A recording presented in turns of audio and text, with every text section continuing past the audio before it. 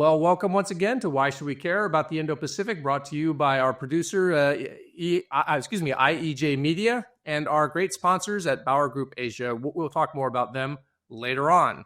I'm the former military officer, Ray Powell. Over there, you see the former diplomat, Jim Caruso. Jim, how are you? All good here in Arizona. Thank you, Ray. And today we have a guest who has a long, distinguished career in the Singapore Foreign Ministry. Permanent representative to the United Nations in New York, ambassador to Moscow, which I didn't realize, which explains a lot, and permanent secretary of the Foreign Ministry. And I can tell you, as a former American diplomat, every American diplomat that goes through Singapore stops to see Bilahari, because Bilahari sees things and says it clear and direct and with a slightly different look, which is really useful. So Bilahari, welcome. So good to see you. Well, thank you for having me on your podcast. Great, glad to have you. All right, we'll jump right into it. So you've written a couple of articles lately for the Foreign Affairs especially. And so the point of your article is basically, why should we care about Donald Trump's America First policy? Why should Asians care? Well, we must care about American policy regardless of who sits in the White House, because America has provided the foundation of stability on which Asian prosperity rests. I think that's just a fact. All right? But by the same token, there is only one America. And therefore, regardless of who sits in the White House, we'll have to work with that person. All right? And I think it is pointless to, gnash your teeth and, rend your clothes and wring your hands in despair just because you don't like the person who sits in the White House. That is a reality that you have to find a way of working with. And I think we can. We have in the first Trump administration, and we will in the second Trump administration. I think that's a very fundamental point, that I don't think Mr. Trump. Oh, let me step back one step. I think generally speaking, whether we are diplomats or we are journalists, we are business people, we tend to respond far too much to events because we must, and not enough to the processes in which events are necessarily embedded. And I think Donald Trump, he has a unique personality, of course, but that personality is not the best way of understanding the America that we now have to work with. After the end of the Cold War, America faces no existential threat in the world. Russia is extremely dangerous and is an existential threat to Ukraine and perhaps some of the more eastern members of the EU. But it's not an existential threat to America, not any more than it was. Secondly, China is a formidable competitor, despite all its problems, and they are legion. Chinese problems, I mean. It is a formidable competitor, but it is not an existential threat. And North Korea and Iran, their capability for mischief in their own region should never be underestimated, but they do not pose an existential threat to America. Therefore, after the end of the Cold War, there is absolutely no reason why America, to quote JFK, at the height of the Cold War, there's no reason for America to bear any burden and pay any price to uphold international order. It was its time, in other words, to put America first. I understand that. Every country puts itself first in foreign policy. You know that, right? But for many years, from Pearl Harbor, shall we say, to 1989, 1991, when either the Berlin Wall came down or the Soviet Union imploded, America did face existential threats from fascism in Europe, from very aggressive militarism in Japan, and after that, from the Soviet Union. Right? So you were forced to engage the world in different terms. It was a different style of leadership that responded to the challenges of the time. In fact, if I look back, all American presidents since Bill Clinton, post-Cold War American presidents, to me, their foremost priorities were always domestic. George W. Bush was a kind of exception because of 9/11.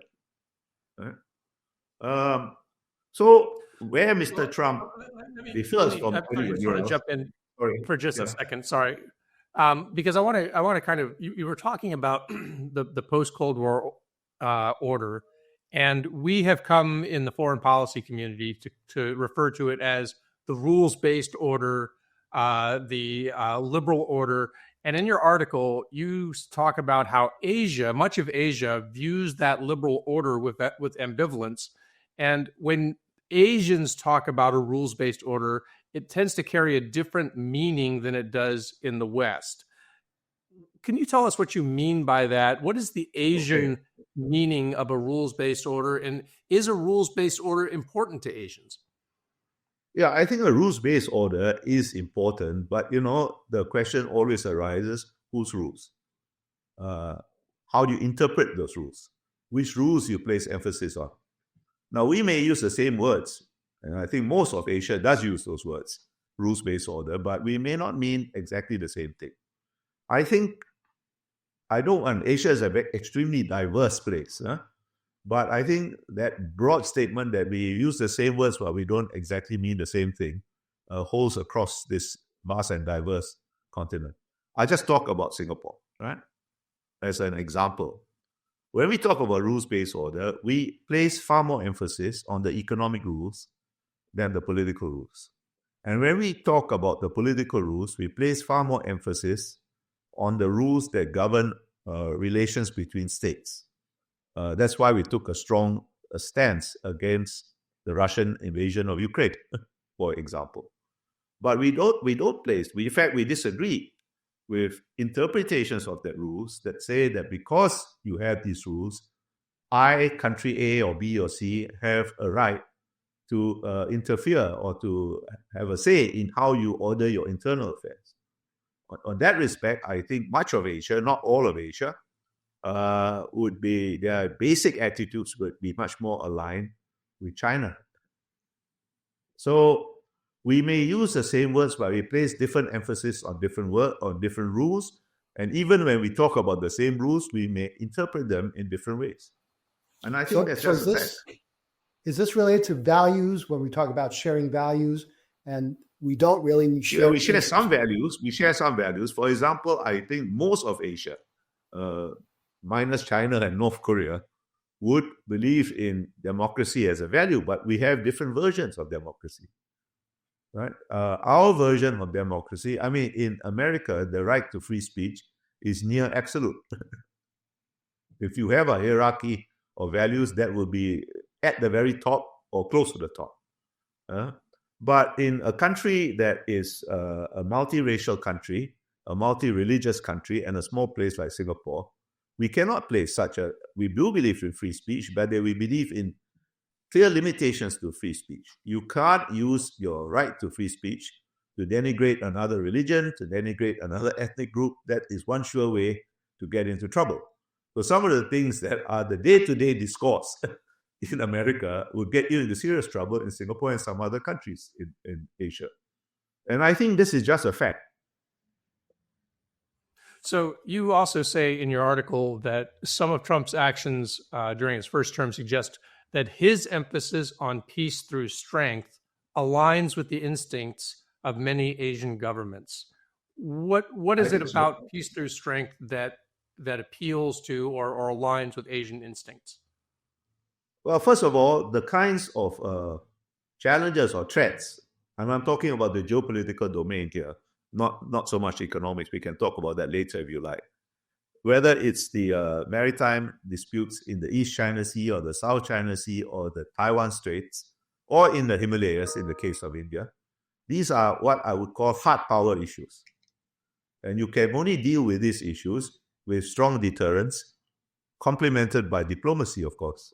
Deterrence and diplomacy complement each other. I think any diplomat knows this.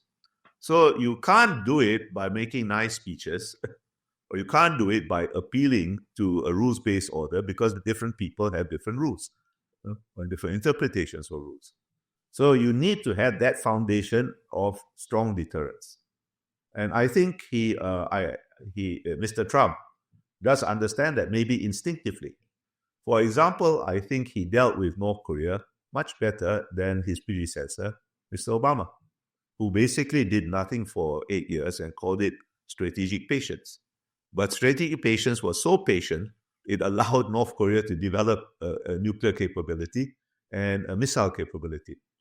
And of course, Kim Jong-un got somewhat carried away at one point and started to threaten Guam. And in response, Mr. Trump threatened to rain fire and fury on Pyongyang. And since that time, as far as I've been able to determine, I've been following this pretty closely, North Korea has never tested a long-range missile on any trajectory that brings it anywhere near Guam. So that's deterrence. I mean, deterrence in its purest sense. I know deterrence theorists are the scholars, the scholastic scholars of the 21st century rather than medieval times. They like to have fine distinctions between different types of deterrence. But in essence, it's a very simple concept. If you do this, I will kill you. If you believe me, you won't do it. Right? And I think Mr. Trump kind of understood that. So where do you see look at what he's done recently, right? You just look at what he's done recently. His foreign policy so far, and it's not even been 2 months, or just about 2 months, all right? Not even 2 months, okay? But look at what I just read this morning before I logged on to talk to you, that BlackRock has cut a deal to buy the 2 ports in Panama Canal. His foreign policy is in the venerable tradition of brandishing a big stick. We may not like it, but it seems to work so far. I don't see it either. I don't think anyone has ever accused Donald Trump of speaking softly, though. No. But he might think he was speaking softly. I don't know. But so if we're working on interest then, and common interest, where do you see the congruence of interest between U.S. and, say, Singapore? First of all, I think we have an interest in maintaining a balance of power, overall balance of power in the Indo-Pacific or in the Asia-Pacific. And I don't expect, Singapore has a very close defense and security relationship with the U.S. But we are not we are not an ally, a treaty ally of the U.S. At one time, you offered to make us, what is the term, major non-NATO ally, and we thought about it for a little while, and we said to you, we are sorry, you are not worthy, but we settled on the word partner, right? Because we never have expected you to spend blood or treasure to defend us, right? We only rely on the US to do 2 things which we think is in your interest too. One is to maintain an overall balance of power. That's in your interest, not because you're doing us a favor, it's in your own interest, because this is one of the most fast-growing, economically prosperous part of the world, and you want to be part of it, right? And so you maintain the balance of power, and we help you facilitate that by, for example, giving you access to our facilities in Singapore, your military access to our facilities in Singapore. And the other thing we expect from you, which is also in interest, is to sell us, not give us, certain kinds of technologically advanced weapons that a small country needs to maintain deterrence. So those are 2 very fundamental common interests. And it's common interest. It helps because we both have, at least in certain cases, the similar interpretation of some of the rules. For example, the rules governing freedom of navigation through international waterways. But it's not essential. So one major international waterway is the Taiwan Strait, and you had quite a bit to say about the Taiwan situation in your foreign affairs article. And you were critical of the Biden administration, or Joe Biden's personal unambiguous statements supporting Taiwan, for basically giving Taiwan maybe a sense of entitlement, you called it, and maybe even reinforcing their assessment of their own strategic significance. And it's interesting that we're having this discussion because as we are, Elbridge Colby was up on the Hill today. I was saying I saw that too. His testimony, and he said that Taiwan is not an existential issue for the United States, and he called upon Taiwan to commit 10% of its GDP to its defense. So are you and Elbridge Colby aligned on this? Well, I would not say I know Eldridge, right? I would say this. I'll put it this way. I was in Taiwan last year for a visit, and I was a little bit disturbed, and everybody kept quoting what Joe Biden said 4 times to me. And they didn't seem to listen when I told them each of those 4 times his officials qualified what he said. Right? And I kind of said that no matter what happened, this was before the election, before your election. And I kind of said, no matter what happens, Joe Biden ain't going to be the next president of the United States, right? I actually thought Trump would probably win, but they wouldn't listen, or they didn't want to listen, or they pretended not to listen. And I thought that was a bit dangerous, because it's not. I think Taiwan should spend more on its defense, but I think you are a military officer. You know that it's not a matter of just the budget; it's what you spend it on.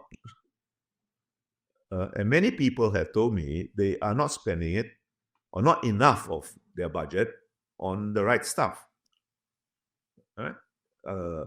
Now, the other factor that has come to pass, and we see it playing it out now, in the legislative one, the Taiwan legislature, parliament, they are playing political games with the Taiwanese military budget. That does not give anybody a great sense of confidence in your will to defend yourself. I think everybody would agree with me, because many opinion polls, for what it's worth, support this. There's very little support in Taiwan for the 2 extremes of either reunification with China or unilateral independence. Everybody more or less wants the status quo to continue. But it is disturbing if you think the status quo is going to continue without me doing something to ensure it continues. Right? Now, that's my concern. If you just focus on what Joe Biden says, Joe Biden was the exception. Since 1979, when the U.S. established diplomatic relations formally with China, is the exception, not the norm.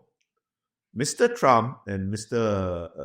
Eldridge Colby, they are closer to what was the norm over those years. Because what does the Taiwan Relations Act commit the U.S. to? It commits the U.S. to sell arms to Taiwan. It does not commit the U.S. to defend Taiwan. That is a political decision that you will make depending on the circumstances. It's situational and conditional. I think if China unprovoked attacks Taiwan, that's one situation. If Taiwan does something to invite an attack, but say, I don't think it's very probable, but let's say unilaterally declares independence, that's another situation. Right? So I think I was a bit concerned last year when I went there, and I kept hearing over and over again Mr. Biden being quoted. And when I kind of pointed out he's always been qualified by his own guys, people didn't seem to register that bit. So I guess the paradigm shift is, for all these years, the U.S. has provided a common good of the counterbalancing factor, so the cop on the beat. Now you see that ending, and who can step up to play that role? First of all, I don't see it ending, regardless of Mr. Trump, right? Mr. Trump doesn't like wars. Who likes wars? But I think he understands that the Asia-Pacific or the Indo-Pacific is important, and the U.S. has to be there. As long as you are there in military force, there is a balance of power. And there is no combination of countries without the U.S. that can provide that balance. But I'm pretty confident that you will provide that balance in your own interest. You will be there. The 7th Fleet will be there. Or no, it's not. Is it called the 7th Fleet or the Indo-Pacific Fleet? Right? Indo-Pacific Command. It will be there, right? Sorry, I'm betraying my age. I think you will be there in your interest. Now, you may not get involved if there is, let's say, a skirmish over Second Thomas Shoal or Scarborough Shoal or something. You may not want to get involved. That's a different issue, but you will be there. As long as you are there and you have a treaty commitment to Japan over the senkakus, I think there will be an overall balance. And you're not doing this as a favor to Japan or to Singapore or to ASEAN or to anybody. You're doing this in your own interest. But we have to do our part. I mean, I think one very big difference between East Asia, at least, or Indo-Pacific, and Europe, for example, we have never underinvested in our defense. We have never underinvested our defense because we never believed that there was a big peace dividend after the end of the Cold War. Right? And the reason we didn't believe that is the reason I gave you before, because all the challenges that face us are hard power challenges. And you can only meet hard power with hard power. Well, so one of the points that you are at pains to make in your article is that actually you see a continuity between the approach of Richard Nixon to Asia and that of Donald Trump in terms of putting America's interests first and trying to sort of make the best deal that you can to sort of extract America from undue commitments. Obviously, there are a lot of mixed feelings about Richard Nixon as well as Donald Trump in the United States for various reasons. But can you talk about, you seem to indicate that you think that the Richard Nixon, Donald Trump sort of pragmatism, if you will, or transactionalism is more in line with general American foreign policy, and that some of the things that we've been sort of involved with in recent times have been more of the aberration? I think so. The historical analogy is not exact, of course. Historical analogies are never exact, but they're still useful. By the way, I should say that if I was an American, I would probably be upset about Richard Nixon and Donald Trump, but I'm not American, okay? So that's my basic premise. So I look basically at foreign policy rather than domestic policy, okay? As part of rectifying a mistake that the US made on the mainland Southeast Asia in Vietnam, Laos, and Cambodia, Richard Nixon shifted the basic strategic approach of America to East Asia, at least, from one of direct intervention to being offshore balancer.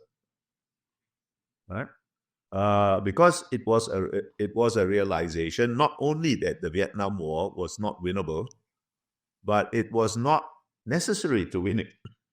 Because there was the Vietnam War was mistakenly seen as a kind of existential move, a threat, a move by international communism, whatever that meant, on the global stage.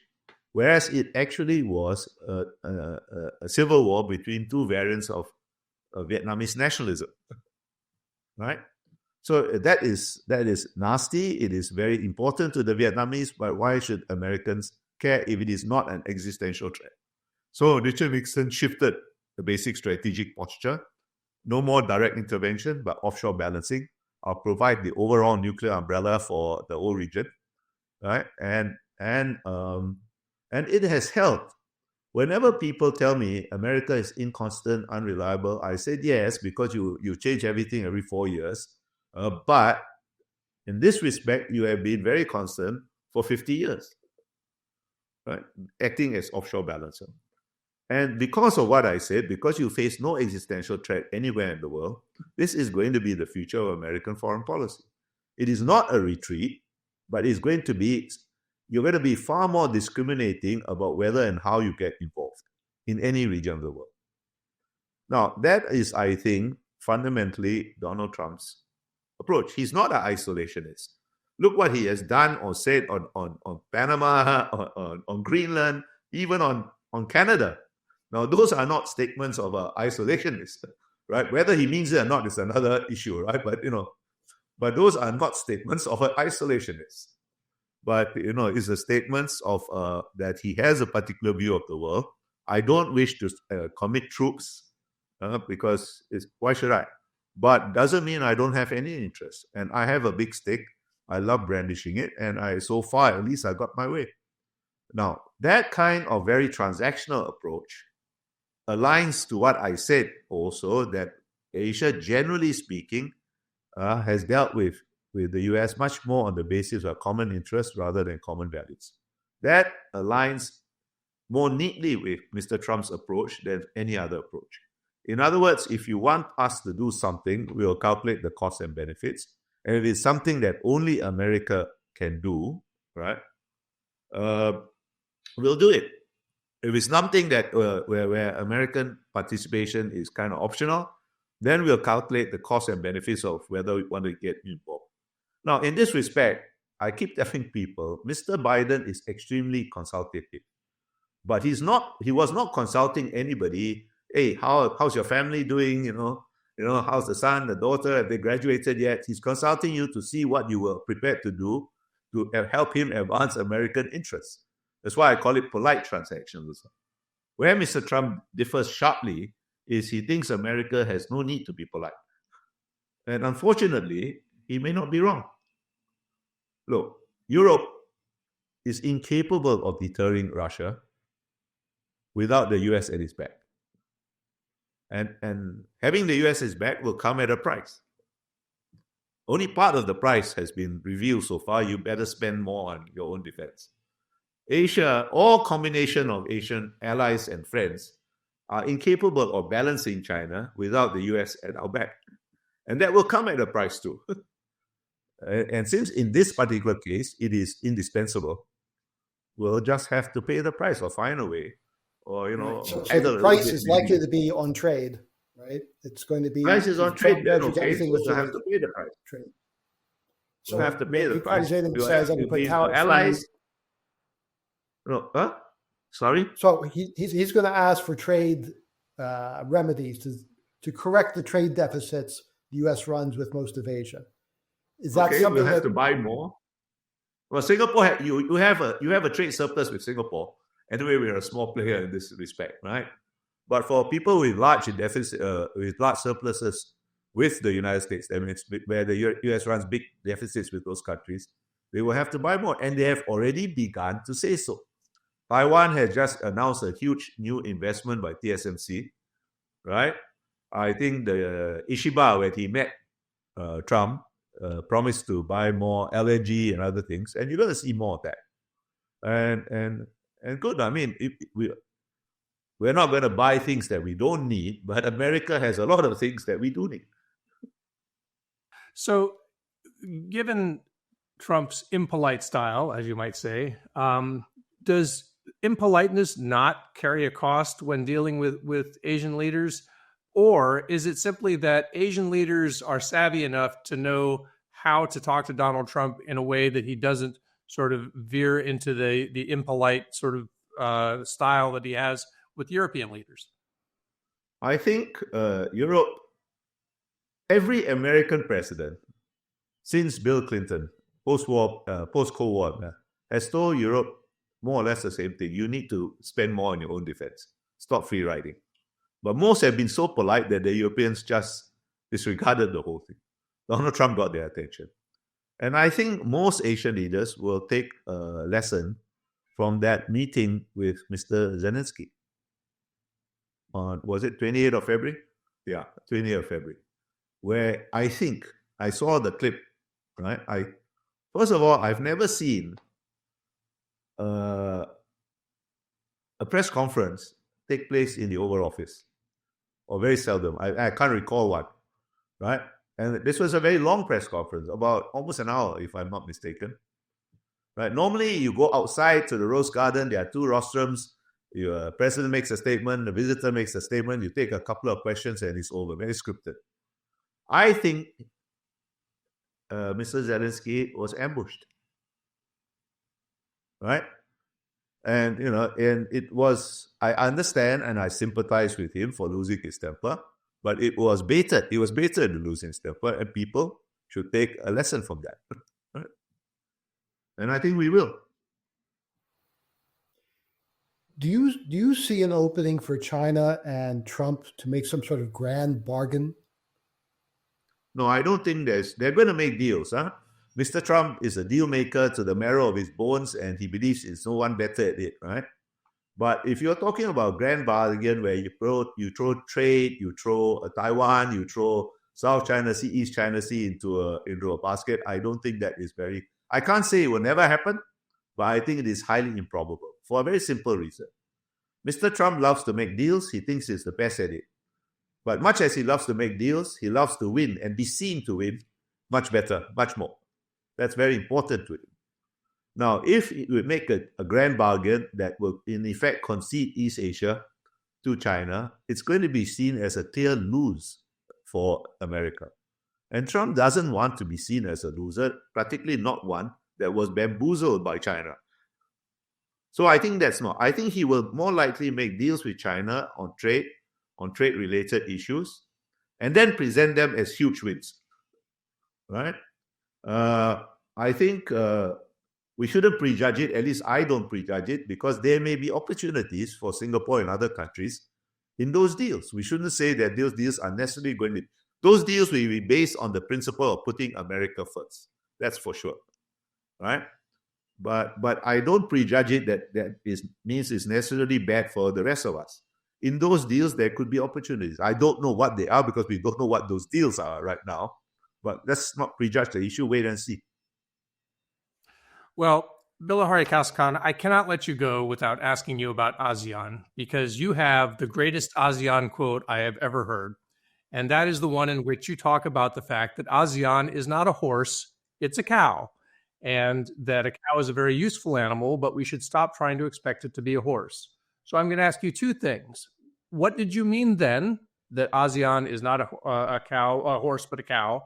And how do you look at it today with what ASEAN is trying to do? Do you think that ASEAN is still trying to act like a horse, or do you think that, or people are expecting ASEAN to be a horse? Is ASEAN a horse or a cow? Well, what I said really is that it's utterly pointless to criticize a cow for being an imperfect horse. Right? Now, ASEAN has two fundamental purposes. The basic and enduring purpose, which it does pretty well, is to manage relations among its members, to ensure at least a basic level of stability and stability in bilateral relationships in a region where neither stability nor civility should be taken for granted. It does that pretty well, and it has transformed Southeast Asia. But a secondary purpose, it's always been secondary, is to conduct international relations on the part for the region as a whole. Now, international relations, whether they are defense relations or foreign policy relations, have always been primarily national responsibility and only secondarily a regional responsibility. ASEAN is a supplement to what each country does by itself. On that second point, there was a lot of expectation, including among some ASEAN members, that we could gallop like a horse. I think there was always a bit of a delusion, right? And that has come home. I think one point that I should make, I'm of the view that competition among major powers, and therefore at least the possibility of conflict, these are inherent characteristics of international relations. But that harsh truth about international relations was masked by a historically short and exceptional period of time, less than 20 years or so, between, say, 1991, when the Soviet Union collapsed, and 2008 or thereabouts, when the global financial crisis broke out. And all of ASEAN's major international forums and institutions were crafted and put into operation during that short exceptional period, where it is the ASEAN Regional Forum, the East Asia Summit, the ASEAN Defense Ministers Plus meeting. So they had a use then when we thought great power competition was muted. So the great powers found these institutions fairly useful enough to help to supplement how they advance their interests in Southeast Asia, but not so strong that they could stymie any vital interests of the major powers. Now, that period is over, and we haven't adapted fast enough. ASEAN likes to call itself central, right? We are central. Before we called ourselves central, we used to say that ASEAN should be in the driver's seat. And then some wise guy pointed out that the person in the driver's seat is sometimes only the chauffeur. And then we started using the term centrality. Okay. Now, what does centrality mean? Centrality means, in its essence, making yourself useful. You can't be central if you are not useful. You have to be useful to your members. You have to be useful to your partners. We are still central as far as our membership is concerned, but we are less central as far as our partners are concerned because we have not adapted fast enough to the changes in the strategic environment. All right? I mean, of course, people will still come at some level and attend our meetings and so on, if only not to allow their rivals to steal a march on them. But that doesn't mean that you are really central. They may be polite enough to call you central, but you shouldn't be foolish enough to believe them. You have to do something to make yourself useful. Lightning round exit question for you then. Will there ever be an ASEAN-China code of conduct on the South China Sea? Maybe my great-grandchildren will see one. And even if there's one, it's not going to be legally binding. All right. Well then, Bilahari Kausikan, you have been a wonderful guest. We thank you for joining us today, and we do hope to have you on again soon. Thank you for inviting me. I hope what I said was good enough for you, but not so provocative to lose you readership. Thank you very much, sir.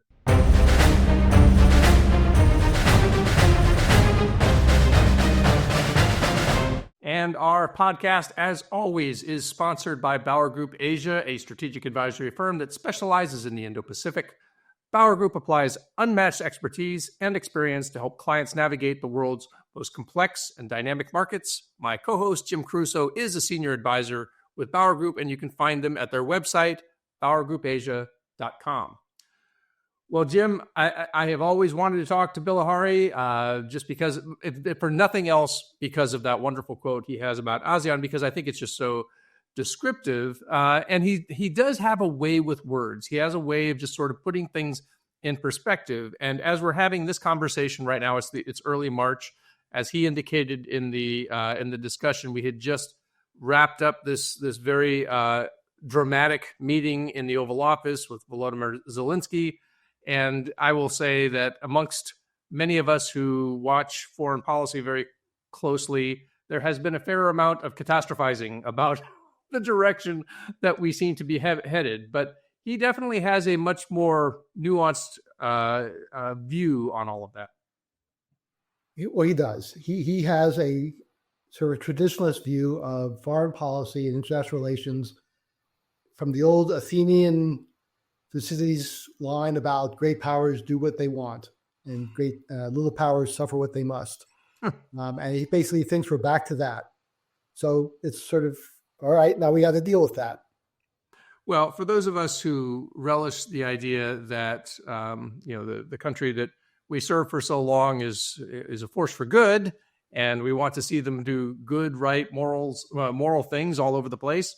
That's not really music to our ears, right? We want to feel like we're always out there, standing up for the little guy, standing up for the rules-based order, all of these things that we love.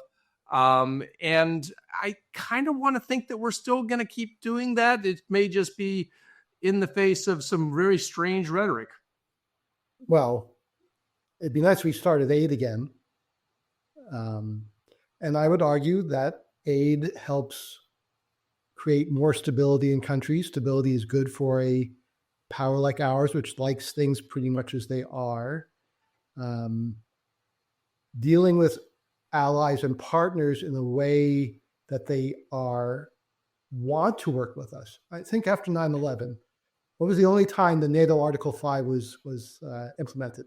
After 9/11, when the European countries and others said, we're going to go defend the United States. We've never had to do that.